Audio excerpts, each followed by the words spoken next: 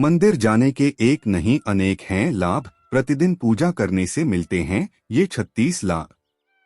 भगवान के प्रति हर व्यक्ति की श्रद्धा होती है, इसलिए तो जब भी हम किसी मुसीबत में होते हैं तो सबसे पहले भगवान को याद करते हैं। हर हिंदू परिवार में प्रतिदिन देवी देवताओं की पूजा की जाती है, लेकिन घर पर पूजा पाठ के साथ ही मंदिर भी जाना चाहिए। प्रतिदिन मंदिर जाकर पूजा दर्शन करने के एक दो नहीं बल्कि 36 लाभ हैं और इन लाभों को शास्त्रों के साथ ही वैज्ञानिक आधार पर भी लाभकारी माना गया है। धार्मिक और वैज्ञानिक दृष्टिकोण से जाने मंदिर जाने के 36 लाभ। मंदिर जाने से सुबह ब्रह्मा मुहूर्त में उठने का नियम बनता है। सुबह जल्दी उठने से हम अपने नित्य कर्म जैसे उषापान, शौच, दंत धावन, स्नान आदि से निवृत्त हो जाते हैं।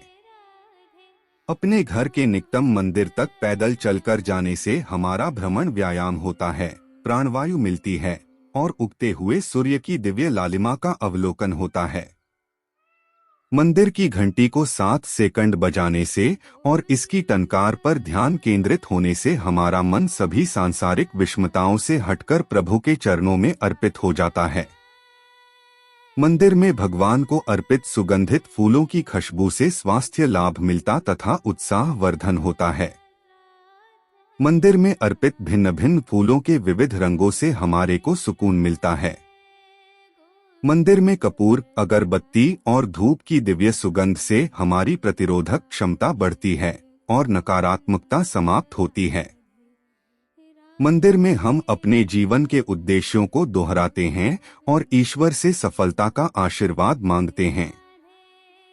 सुबह उठते ही हम उस दिन की कार्य सूची लिखते हैं और उसे मंदिर लेकर जाते हैं। वहां उन सभी कार्य को पूरा करने के लिए कठोर परिश्रम का संकल्प भी लेते हैं। जब हम मंदिर में आरती और कीर्तन के दौरान ताली बजाते हैं तो हमें इस एक्यूप्रेशर से स्वास्थ्य लाभ मिलता है। आरती में बजाई जाने वाली छोटी घंटी से हमारा पित्त दोष संतुलित होता है। शायद इसी कारण से गौ माता के गले में भी घंटी बांधी जाती है, क्योंकि ये सर्वमान्य है कि गाय में पित्त ज्यादा होती है। आरती के दौरान चालीसा के जाप से हमारी वाणी में दिव्यता आती है। ओम के उच्चारण से हमारा चित्त एकाग्र होता है।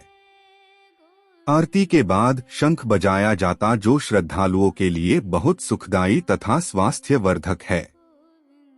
आरती के बाद हम भारत माता की, गंगा मैया की जय बोलते हैं, जिससे हमारी देशभक्ति जागृत होती है। हर मंदिर में आरती के बाद गौ रक्षा तथा गौ हत्या बंद होने का संकल्प जरूर दोहराते हैं। आरती के बाद हम ज्योत पर अपना हाथ घुमाकर अग्नि स्पर्श करते हैं। इससे हमारी कोशिकाओं को दिव्य उष्णता मिलती है और हमारे भीतर पल रहे सभी जीवाणु संक्रमण समाप्त हो जाते हैं। ज्योत पर हाथ फेरने के उपरांत अपनी उष्ण हथेलियों को आंखों से लगाते हैं। इसकी गर्माहट आंखों के पीछे की सूक्ष्म रक्त वाहिकाओं को खोल देती है और उनमें ज्यादा रक्त प्रवाहित होने लगता है। हमारी आंखों की ज्योति में वृद्धि होती है। ज्योत पर हथेली रखना हमारे द्वारा हुई सभी भूल चूक के प्रायश्चित का भी प्रतीक है। आरती के बाद हम दंडवत होकर माथा धरती पर लगाते हैं। इससे हमारा अहंकार खत्म होकर धरती में समाहित हो जाता है। मंदिर में भगवान के दर्शन के बाद हमें तुलसी, चरणामृत और प्रसाद मिलता है। चरणामृत एक दिव्य पेय प्रसाद है जिसे गाय के दुग्ध, दही, शहद, मिश्री, गंगाजल और तुलसी से बनाकर विशेष धातु के बर्तन में रखा जाता है। आयुर्वेद के मुताबिक यह चरणामृत हमारे शरीर के तीनों दोषों को संतुलित रखता है। चरणामृत के साथ दी गई तुलसी हम बिना चबाए निगल लेते हैं, जिससे हमारे सभी रोग ठीक हो जाते हैं। मंदिर में पूजा अर्चना के बाद जब हम भगवान की मूर्ति की परिक्रमा करते हैं, इससे पूरे ब्रह्मांड की दैवीय ऊर्जा गर्भस्थान के शिखर पर विद्यमान धातु के कलश से प्रवाहित होकर ईश्वर की मूर्ति के नीचे दबाई गई धातु पिंड तक जाती है और धरती में समा जाती है। गर्भस्थान की परिक्रमा के दौरान हमें इस ब्रह्मांडीय ऊर्जा से लाभ मिलता है।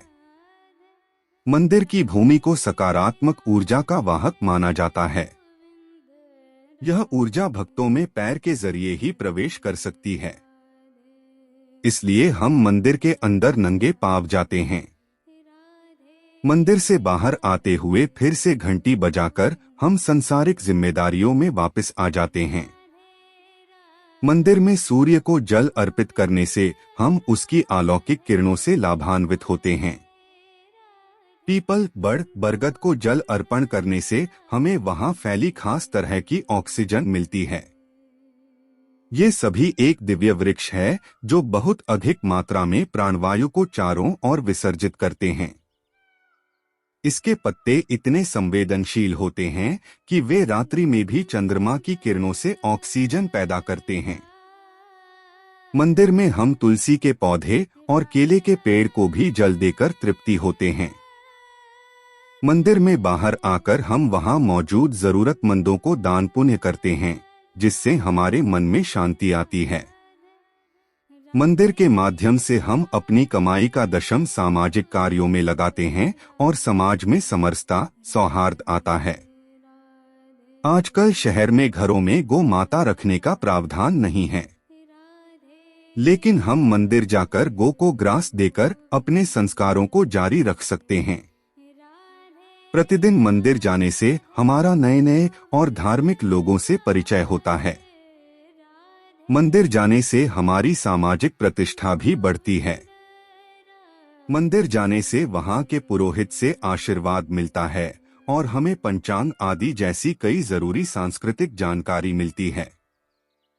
पंचांग के श्रावण या पाठन से हमें अपनी धार्मिक जिम्मेदारियों का पालन करने में मदद मिलती है और हमारा कल्याण होता है। मंदिर में सभी वेद, पुराण, गीता, रामायण, महाभारत आदि शास्त्र मौजूद होते हैं, जिन्हें पढ़कर हम अपना जीवन सफल कर सकते हैं। इसलिए हम सभी को प्रतिदिन मंदिर जाने का संकल्प लेना चाहिए।